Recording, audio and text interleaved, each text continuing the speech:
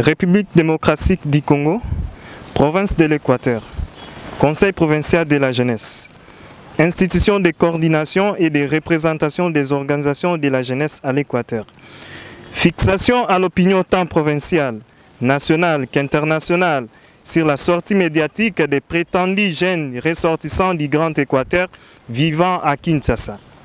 Nous, membres et cadres du Conseil provincial de la jeunesse de l'Équateur, réunis en date du 4 octobre 2022 au fin d'examiner les bien fondés de la déclaration précitée, après débat et délibération, convenu de fixer l'opinion tant provinciale, nationale qu'internationale en ce sens.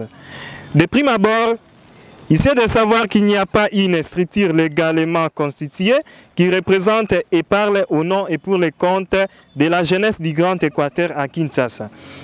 C'est ainsi que le Conseil provincial de la jeunesse de l'Équateur qualifie nul et nul de fait toute prétendue déclaration de soutien politique aux prétendus potentiels candidats aux élections présidentielles de 2023.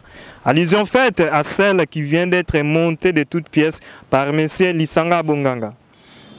De deux, le Conseil provincial de la jeunesse de l'Équateur trouve ici l'occasion d'informer aux signataires de cette déclaration de soutien politique faite à Kinshasa qu'un tel acte jette l'opprobre en leur considération sur terrain.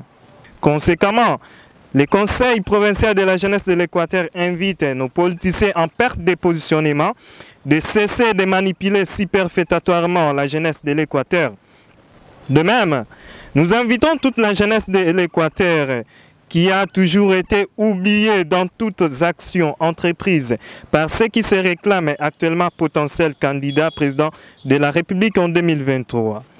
Nous fustigeons leurs déclarations prononcées à Kinshasa, non pas seulement du fait que, pour ceux qui l'ont signé, n'ont pas qualité, mais aussi du fait qu'ils sont déconnectés des réalités sur terrain. Le régime actuel du chef de l'État, son Excellence Félix Antoine Tshisekedi Tshilombo, convainc la population de l'Équateur sur le terrain par la réalisation des grands travaux, notamment l'asphaltage des routes, la gratuité de l'enseignement, les contrôles rationnels des finances de l'État, l'augmentation des salaires des agents et fonctionnaires de l'État et tant d'autres actions.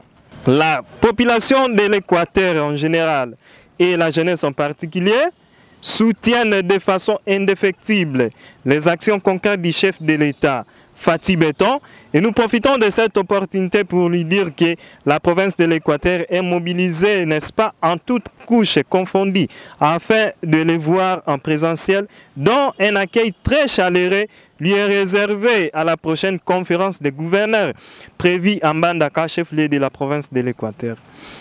Par ailleurs, étant donné que cette déclaration de soutien politique au prétendu candidat président de la République tend, n'est-ce pas, à révolter la jeunesse de l'Équateur, le Conseil provincial de la jeunesse se réserve alors le droit de recourir en justice contre les signataires et instigateurs d'une pareille déclaration.